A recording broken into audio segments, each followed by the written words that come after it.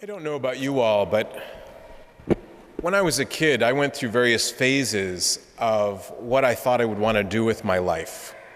And they changed, every couple of years, basically. I don't know if you can think back to your own experience about what you wanted to do as a kid, but my mom and dad would remind me that between the years 3 and 5, I was fairly obsessed with becoming a firefighter.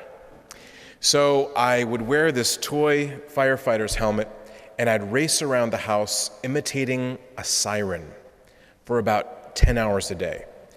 You can imagine how popular this was. Around the age of 6 or 7, though, I turned my sights from fighting fires to the stars, and I wanted to become an astronaut. And so I learned everything I could about the stars and things like that. I don't know about this current dinosaur fascination, but for me, it was other stuff. It was becoming an astronaut. And then probably around the age 10 or 11, I discovered the writings around the King Arthur and his knights, and I decided that's what I really wanted to do. I wanted to be a knight and serve a great king.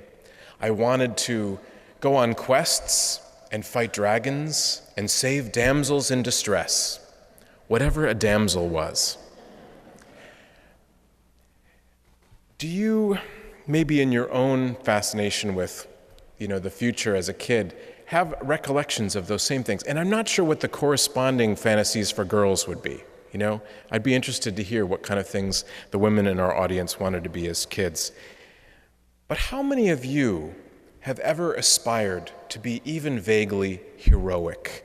To be able to really make a difference in other people's lives, to do something grand, bigger than yourself. How many of you have even that vague desire? Raise your hands. Okay, let's not be shy about it. If you're heroic, raise your hands, okay? Now I want you to look around, because you're not alone. There's a lot of you. A lot of you with that heroic desire to remake the world and to make a difference. Now, again, it's nice to know that I'm not alone in this. As I think, though, about these days, I think it's very difficult for us to tap into those even vaguely heroic desires that we have. That there's something about that courage and risk-taking and willingness to self-sacrifice for others that has somehow been overwhelmed by the challenges and the complexity of the things that we face these days. If I'm not mistaken, a lot of us feel somewhat helpless to make change in the world, to make a difference. We feel a little bit disempowered and overwhelmed about how to take a stand or even about what we should be taking a stand for. I was talking to some friends of mine this past week who are really struggling in their unemployment to find jobs, and their families are depending on them, and they feel very down about their prospects. And that's only one of a whole host of things we can be challenged by. And currently, our own government and leaders seem a bit paralyzed to make a real difference. But nonetheless, we find ourselves longing for the right leaders with the right answers to solve our problems, to light our way and to guide us into the future. And in this election season, it seems that very few of them seem really up to the task. In our first reading from the book of the prophet Ezekiel, we hear about the portrait of the ideal leader, the shepherd king. Ezekiel describes the shepherd king who is willing to put his life on the line for his sheep. He goes to great lengths to gather them from all the places they've been scattered in dark and dangerous places and brings them back to pasture them where there's resources and security. And he's willing to put his life on the line to defend them from those who would do them harm. We know that idealized portrait of the shepherd king, received from the tradition of the Jewish people, then is realized in Jesus. But in terms of our own day, it's hard to find someone who fits that bill. But interestingly enough, on this feast of Christ the King, when we look to Christ and his leadership, and we imagine the kingdom he desires to realize in this world, a vision that I think you and I hold for a more just and peaceful and equitable society.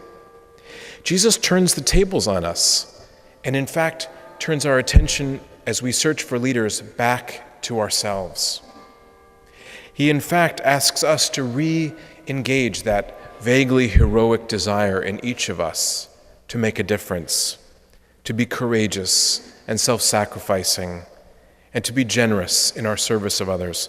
Jesus invites us to love and to labor with him at his side for the coming of the kingdom, in the service of the poor and the suffering, and against those who would oppress and do violence. And just when we fear we're not up to the task because the world's problems seem too big, too complex, and too daunting, Jesus breaks it down for us and says, how about one person at a time? How about feeding someone who's hungry?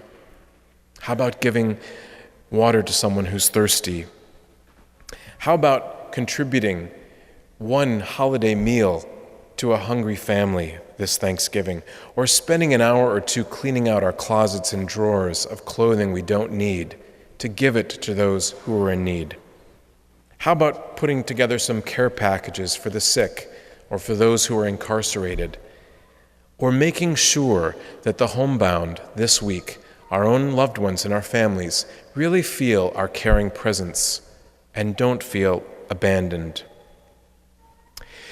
One person at a time. This is how each of us can change the world in a heroic way that Mother Teresa knew so close to home in her own life. One loving deed at a time. You know, at some point I realized that my childhood desires to become a knight and save the day were a little bit ego-filled, right?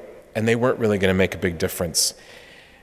I felt called to mature my own way of making a difference, as God, I think, calls each of us to mature our own heroic spirit, to be humbly and generously in the service of others.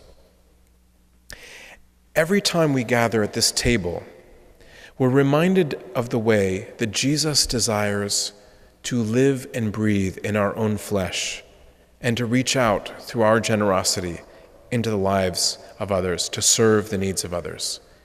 Christ, even as we're invited to see him in the hearts and the minds of the poor, also invites us to see him within ourselves and reaching out through our hands.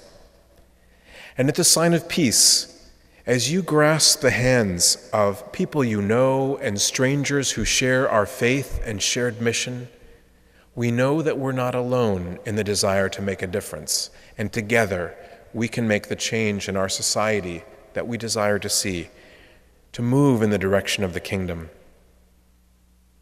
So as we bring this church year to a close, I ask you to do some reflection this week. For whom have you been Christ this year? For whom will you be Christ today? And for whom will you be Christ tomorrow?